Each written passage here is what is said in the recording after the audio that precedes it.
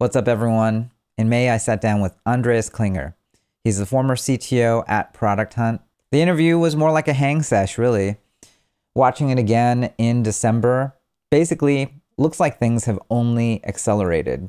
Remote work is now with us, and it has embedded itself in absolutely every tech company out there. We also talk about our paths into tech and things we wish we knew when we started. Thanks for tuning in. Let's get into it.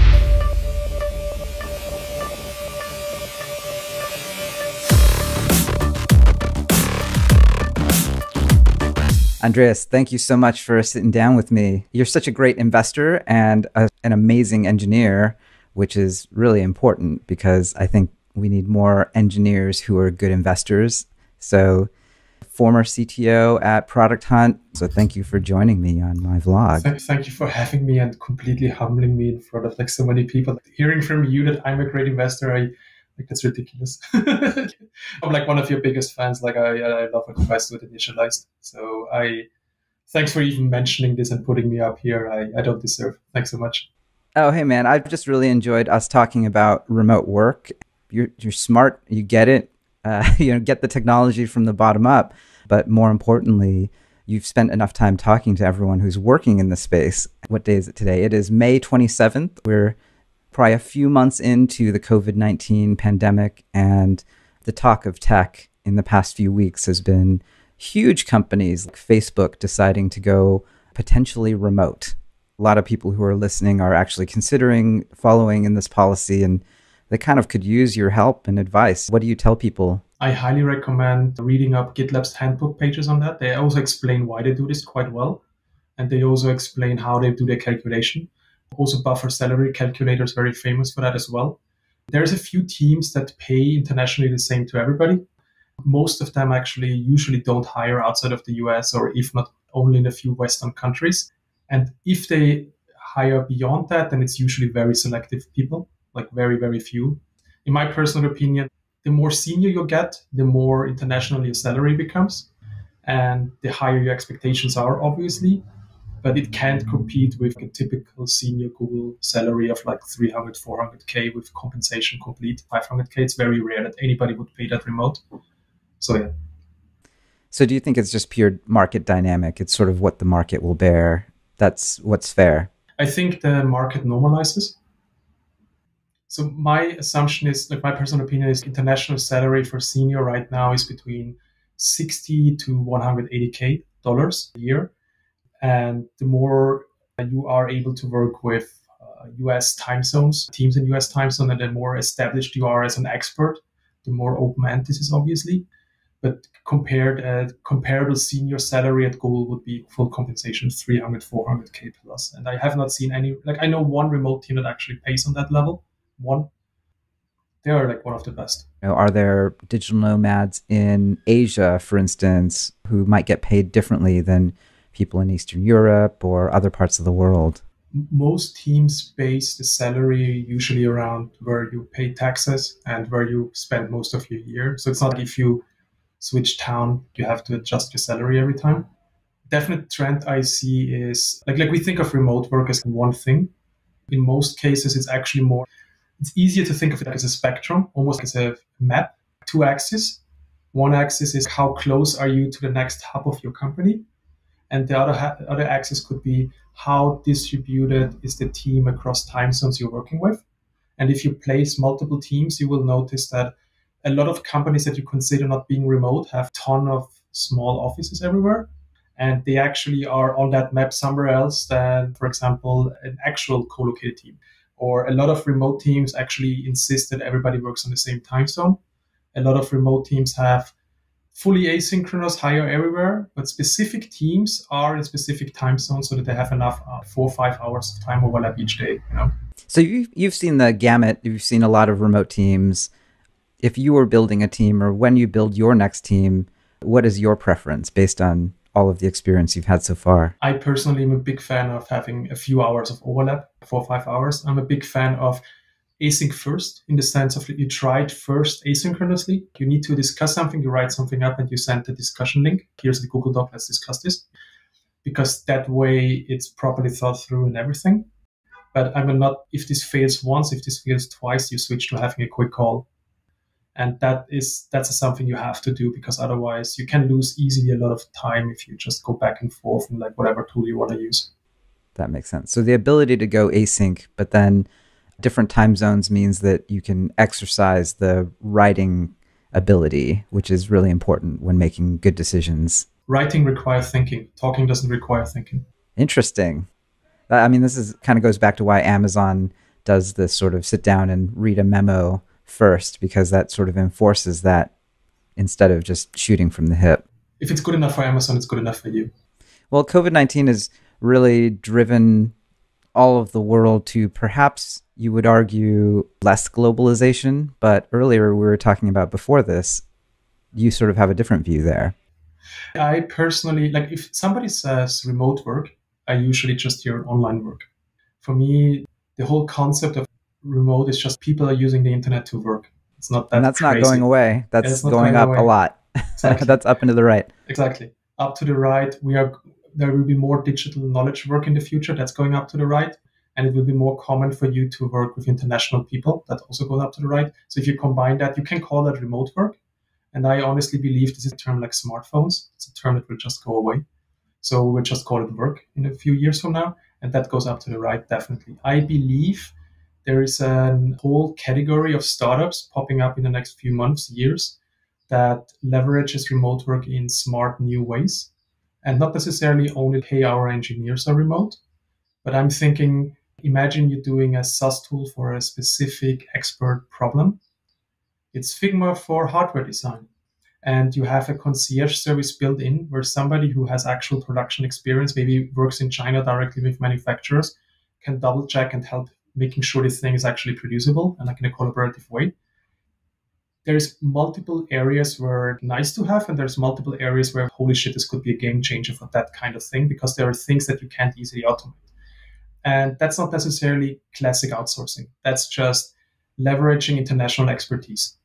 And it doesn't have to be race to the bottom pricing. You can have a few really highly qualified experts, not necessarily living in New York, maybe, but living somewhere else. And let's say leverage them by automating 80% and the other 20% high impact they focus on. I guess this is starting to happen at a scale that has never sort of happened before. Large corporations are starting to consider it. And even if the tech giants are doing it, they're sort of now the next level of the vanguard. Initially, it was a lot of the startups and teams that we got to know very early. Sounds this is the golden age of working remotely at some level. Yeah, it's the golden age of digital knowledge work, in my opinion. Like, make it a little bit bigger. My thinking here is, if you are talented and you have skills, it shouldn't matter what your postcode is. And it shouldn't even matter if you have an American postcode. And this is what fascinated me back then when we did Product Hunt. We launched something and you were on the same playing field as some random R&D app of Facebook. And you were literally one kid in Indonesia.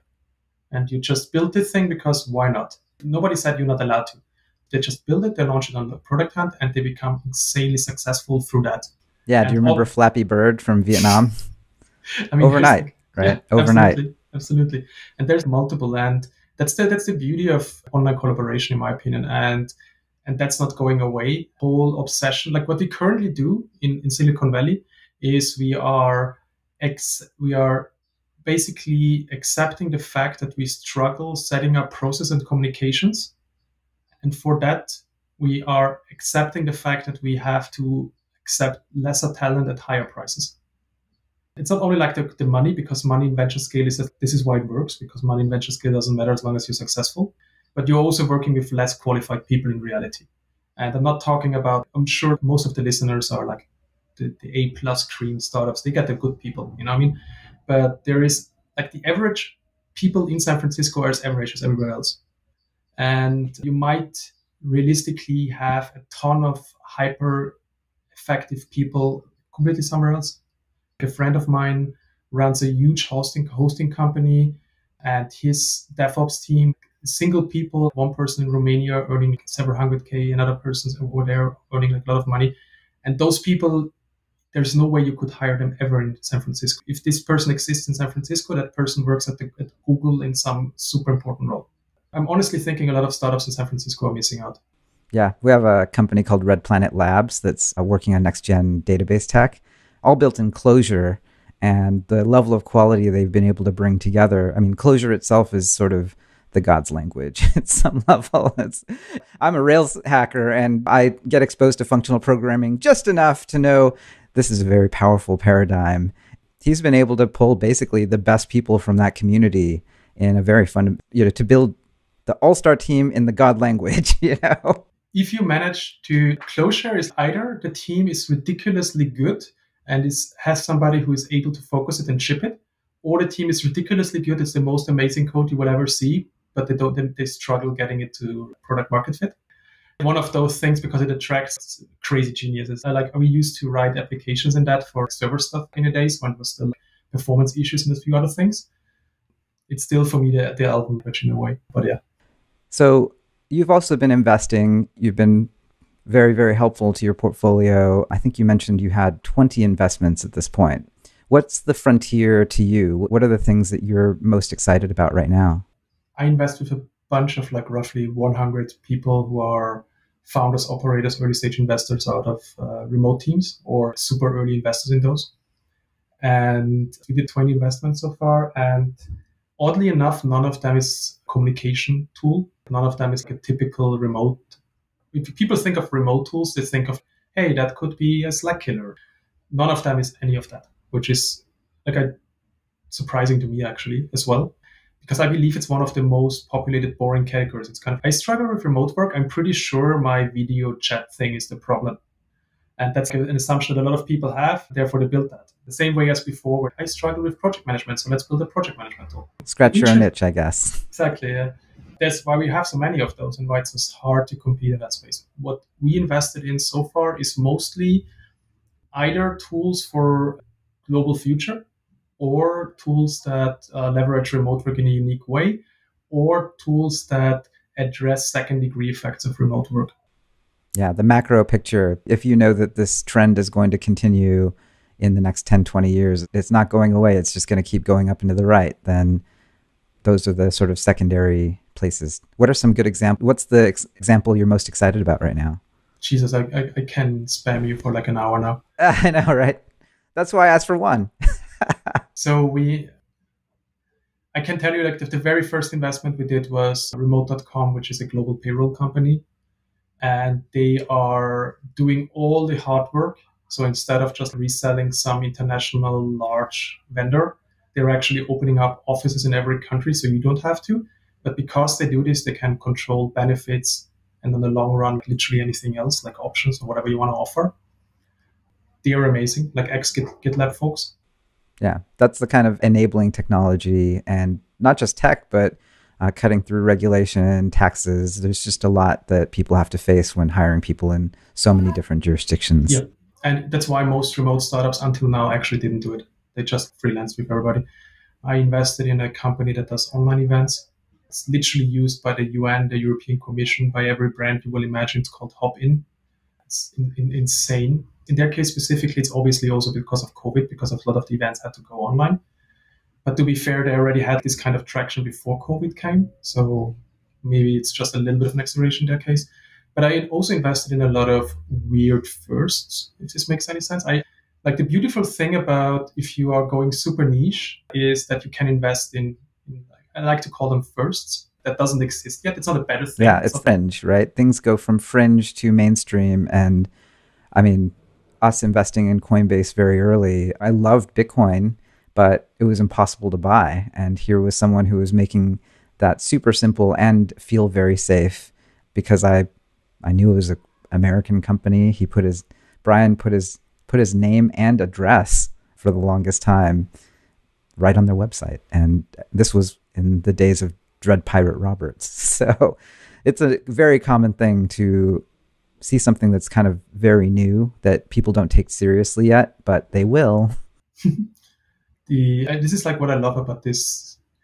I don't think I'm a good investor personally because I haven't proven anything, and B, I like investing in weird stuff. And where the logical brain is, you shouldn't invest in that. It's crazy. And the VC answer is yes, but it might be also crazy successful. And the logical brain is, no, that's just crazy. I just did a video about this called the Semmelweis effect. Anything that is new or different that doesn't match people's worldview, it will be rejected knee jerk. I was literally born in a clinic named after him. Yeah, that's right. It's like companies I invested in. I invested in a few firsts, which I think are firsts. I invested in one company that's doing, like, it's a global online school.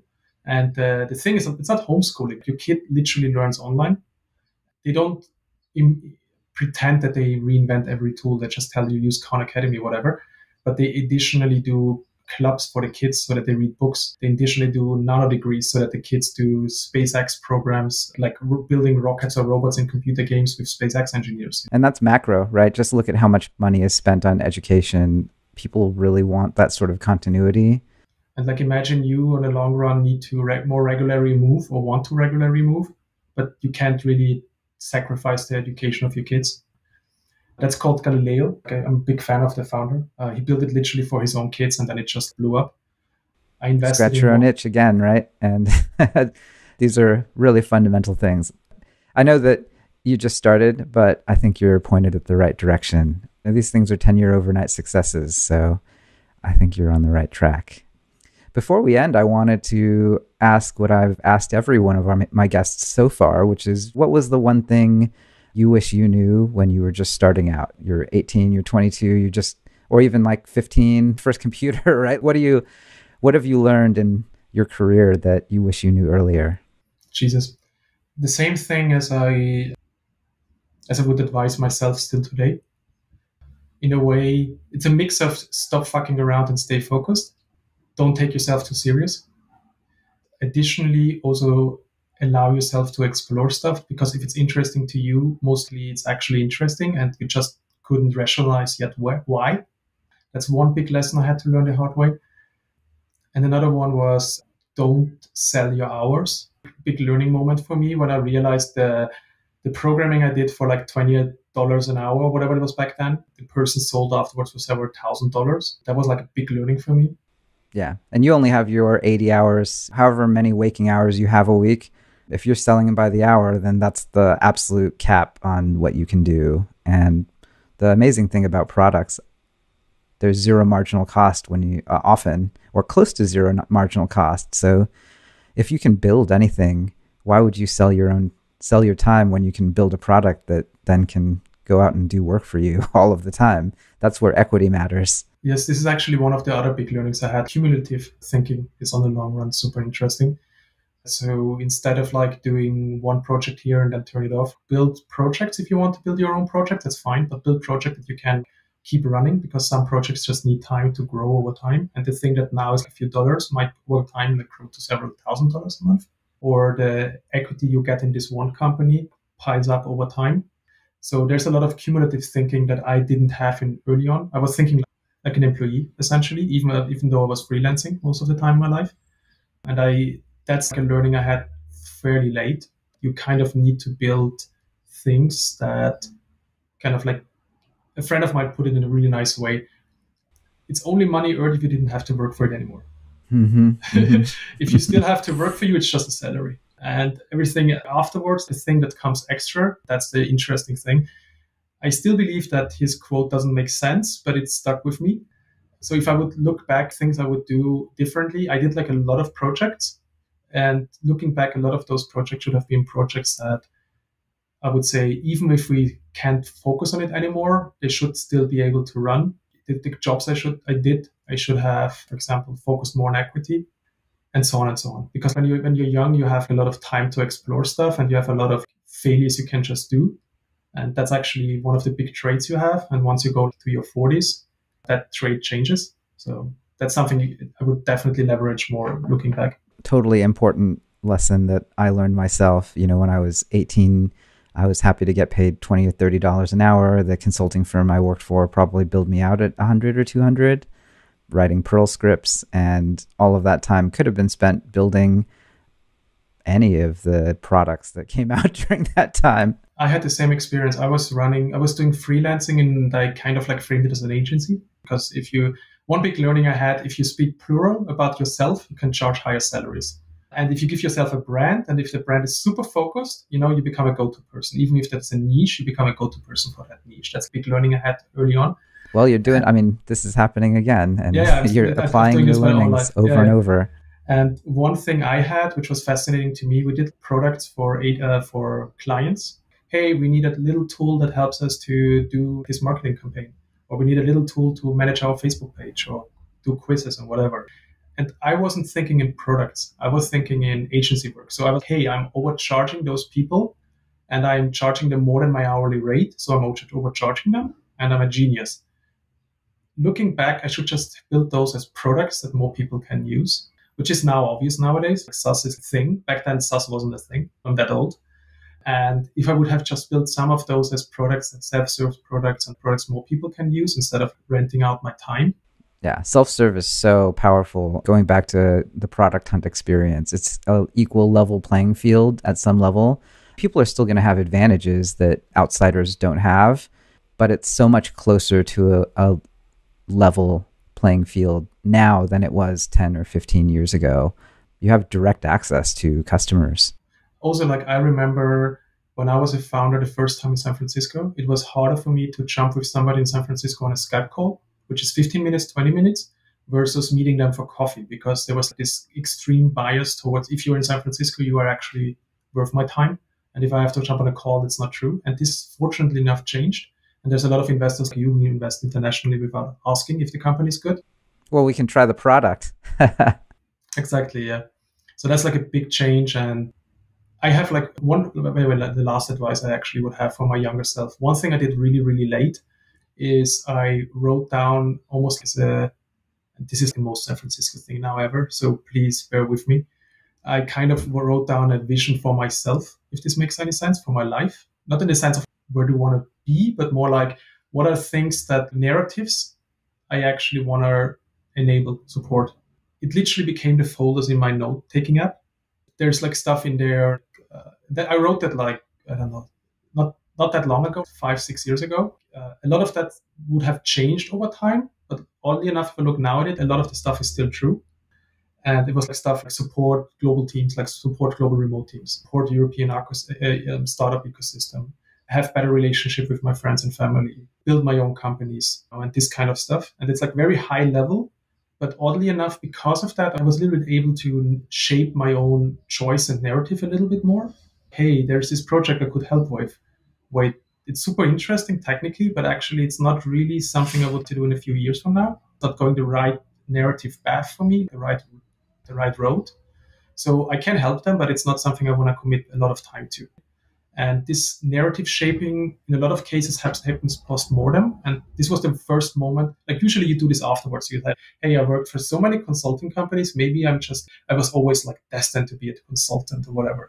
And doing this beforehand helped me personally a lot. That sounds so deliberate. And that basically means that you were able to focus your time and attention in a way that you could actually get there. I think I'm ADHD as hell, and I do too many things. Somebody who does investments on the side, epicenter of not being focused, perfect example. And I wish I could say I'm super focused and I know what I want in life and everything. I didn't know it 10 years ago, I didn't know it 20 years ago, I don't know it now. I know a few things that are important to me, and I try to stay close to those. And if you manage that, I think that's all you can ask for. And for everything else, if you have ADHD, ping me, let's talk about processes. I have a process for everything. I have a mental model for everything. I have decision frameworks for everything. It's the only way you keep your own mind a little bit quiet. That sounds right. So I guess if people want to get in touch, Twitter is probably the best way. I would say my email is Andreas@Klinger.io, but honestly, if you want to reach out to me, reach out on Twitter, because email is a little bit more work for me. And I like email is inbox zero, unless as quickly as possible. And Twitter, I already waste time. Might as well waste the time productively. So feel free to reach out on Twitter. It's just first name, last name, Andreas Klinger.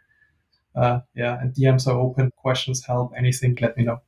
I actually open my DMs on Instagram. So that's actually been working really well. It's funny because people always want to jump into email from DMs.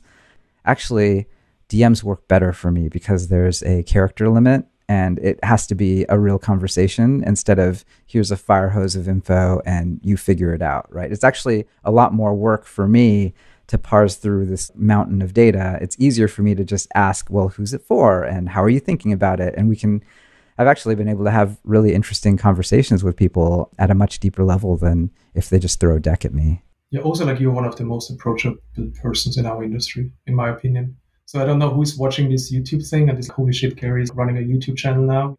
Garry's like super approachable. Ping him. I was amazed when we first met that you actually take time for me, that you didn't even only take time for me.